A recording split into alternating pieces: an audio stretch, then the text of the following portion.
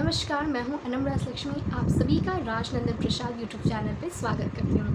सबसे पहले आप सभी शिक्षकों को ढेर सारी बधाइयाँ कि आपका अगस्त माह का वेतन आ चुका है। ऐसे तो सरकार ने अगस्त माह का वेतन 3 सितंबर को दिया, देने के लिए तो वो 8 सितंबर 10 सितंबर को भी दे सकती थी, क्योंकि इतना जब लेट की है तो वो और कर सकती थी। पर अभी आपका दिन है, इसीलिए सरकार ने भी दिमाग लगाया और 3 सितंबर तक आपका वेतन दे दिया।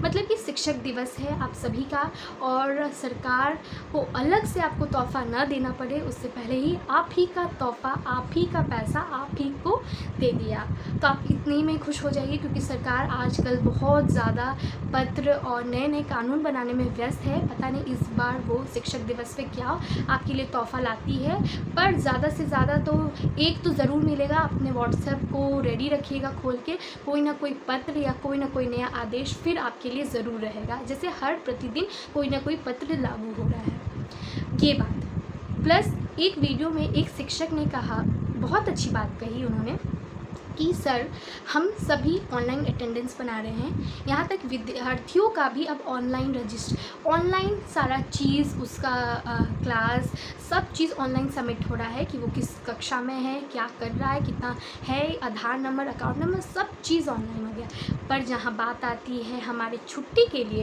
एप्लीकेशंस के लिए, तब हमें कहा जाता है कि ऑफ़लाइन।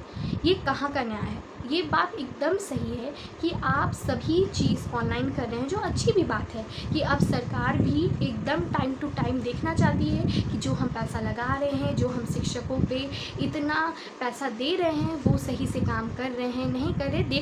निगरानी होनी बहुत चाहिए और ज़रूरी भी है। हर एक चीज़ में आपको ये पता होना चाहिए वो काम अगर लगा हुआ है तो वो सही ढंग से हो रहा है कि नहीं। पर कुछ चीज़ में आप भेदभाव नहीं कर सकते। आप पहले तो कहते हैं कि ऑनलाइन अटेंडेंस बनेगा, पर जब छुट्टी की बात आती है, जब शिक्षक चाहते हैं कि वो छुट्टी ले और ऑनलाइन वो एप्लीकेशन सेंड करे प्रिंसिपल को, और प्रिंसिपल उस चीज़ को मंजूरी दे, तब आप इस पर रोक लगा देते हैं और कहते हैं ये गलत है। पहली बात तो आप ये कहते हैं कि आप अगर एप्लीकेशन दे रहे हैं तो आप लिख के एक दिन पहले दे दें या आके सबमिट कर दें।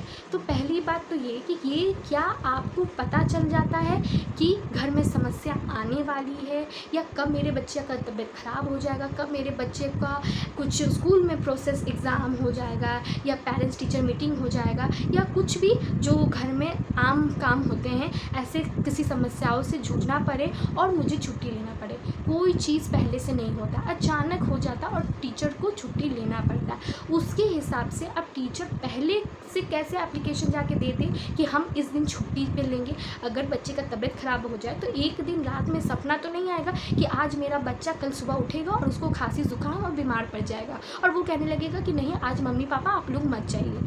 ऐसा तो आप इस चीज़ पे मंजूरी क्यों नहीं दे सकते?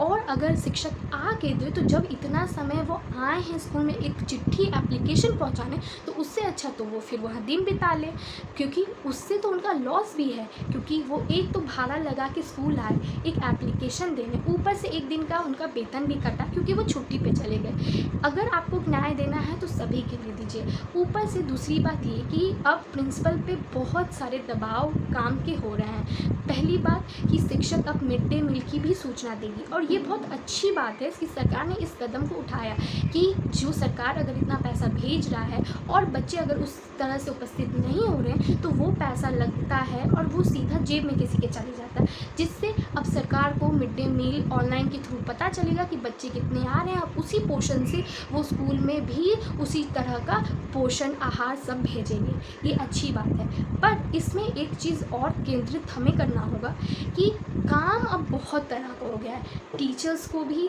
अब पढ़ाने के साथ साथ ऐसे कई काम करने हैं जो विद्यार्थी से जुड़े हैं। उनका पूरा डाटा निकालना है, उनको दिखाना है, उनको कॉपी चेक करके दूसरे स्कूल में भी ट्रांसफ़र करना है, क्योंकि अब कॉपी आदान प्रदान होगा। हर स्कूल के बच्चे का दूसरे स्कूल में जाएगा, दूसरे के स्कूल के बच्चे का तीसरे स्कूल में जाएगा। ये भी एक अच्छा नियम है। इससे ये पता चलेगा कि हर स्कूल के बच्चे का क्या प्रोग्रेस है। एक चार्ट बनेगा, एक पोर्टफोलियो बनेगा, जिससे पता चलेगा कौन बच्चा किस में कमज़ोर है, और टीचर उस चीज़ से से ध्यान देंगे, ये सारा कदम अच्छा है। पर अगर देखा जाए आप नियम कानून बहुत अच्छा ला रहे हैं, पर ये केवल एक शिक्षक और एक प्रिंसिपल के बीच में ला रहे हैं, जिसमें उनको पढ़ाना भी पड़ता है। अगर आप अदर जगह देखें, अदर संस्थान में देखें, जैसे हम लोग प्राइवेट स्कूल में पढ़े हैं, वहाँ पे हम केवल शिक्षकों को देखते थे, टीचर्स को देखते थे, प्रिंसिपल केवल जो भी मॉनिटरिंग काम होता था कि क्या करना होगा, कैसे करना, ये है कि वो क्लास भी लेते थे, ऐसा नहीं है, पर बहुत कम,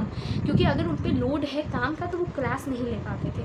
और शिक्षक केवल ध्यान केंद्रित करते थे कि मेरे बच्चे को क्लास अच्छे से हो और बच्चे अच्छे से पढ़े, मैं अपनी शिक्षा में किसी भी तरह का कमी ना करूं जिससे मेरे बच्चे का पढ़ाई ख़राब हो। पर यहाँ पे क्या हो रहा है, यहाँ पे सारे शिक्षक पे लोड आ जा रहा है। प्राइवेट स्कूल में देखा जाता है कि अगर आपको पैसा जमा करना है तो वहाँ पे जाइए, एक सर और बैठे हैं, वहाँ पैसा जमा हो जाता है। कुछ अदर आपको माइग्रेशन सर्टिफिकेट कुछ भी लेना है, आप उनके पास जाइए, वो ले लेते हैं। मतलब स्कूल सिर्फ शिक्षक और प्रिंसिपल्स पे नहीं चलता, उसके पीछे भी कई ऐसे स्टाफ जुड़े होते हैं जो स्कूल को बेहतर ढंग से चलाते हैं। और यही वजह से शिक्षक भी अपने काम को, पढ़ाने के स्टाइल को अच्छा करके बच्चे को अच्छे से पढ़ाते हैं। मेरा मकसद यही है कि आप ऐसे वैकेंसीज़ लाएँ, जैसे आंगनवाड़ी सेविकाएँ, उनके लिए एक है कि आप आएंगी, आपने एक बहुत अच्छा भी रखा है कि अगर स्कूल बच्चे नहीं आते हैं तो वो जाके लेके आएंगे, ऐसे पोस्ट पे भी आपने नियुक्त किया है। वैसे ही आप कंप्यूटर ऑपरेटर जैसे लोग को रखिए, आप और हाथ बढ़ाइए, आप 2 हाथ से 10 का काम नहीं कराइए। आप क्या करिए, मेरा शिक्षा विभाग से ये अपील है कि आप हाथ को बढ़ा दीजिए। अगर आपको स्कूल चलाना है अच्छे तौर से, अच्छे ढंग से और सारे नियम कानून को ढंग से अप्लाई करवाना है, तो ये तभी होगा जब शिक्षकों का हाथ बढ़ेगा। अर्थात कि आप शिक्षकों के लिए भी ऐसे लोग को नियुक्त करिए जिससे बढ़ जाए काम, कि शिक्षक पढ़ाएंगे, शिक्षक कॉपी चेक करेंगे, पर कॉपी ले जाने आने का कार्य कोई और करेंगे। कंप्यूटर पे सारे स्टूडेंट का, पूरे स्कूल में कितने कैंडिडेट हैं, कितने स्टूडेंट हैं क्लास वाइज, वो मॉनिटरिंग कोई और करेगा, प्रिंसिपल का काम कुछ और रहेगा। ऐसे टीम वर्क के थ्रू हम स्कूल को बेहतर ढंग से चला सकते हैं। शिक्षकों पे और टीचरों पे दबाव देकर आप ज़्यादा दिन तक ये काम नहीं करा सकते, क्योंकि अगर देखा जाए शिक्षक अब परेशान इसलिए हो रहे हैं कि अब हमें ये काम भी करना है, ये काम भी करना है, ये काम भी करना है। और मेरा ये भी अपील है कि आप जो ये ट्रेनिंग करवा रहे हैं, इसमें आप ट्रेनिंग में कई ऐसे शिक्षकों को जो यंग है, ठीक है वो कंप्यूटर चलाना जानते होंगे, पर जिस तरह का आप काम दे रहे हैं ज़रूरी नहीं है हम जैसे भी नहीं कर पाए, क्योंकि कोई ना कोई ट्रेनिंग देगा तभी उसके तरह हम लोग पता चलेगा कि अच्छा ऐसे हम लोग को करना है। वो आप ट्रेनिंग का भी बंदोबस्त कराएं कि शिक्षक सीखे कि काम कैसे करना है, रजिस्टर पे कैसे चढ़ाना है।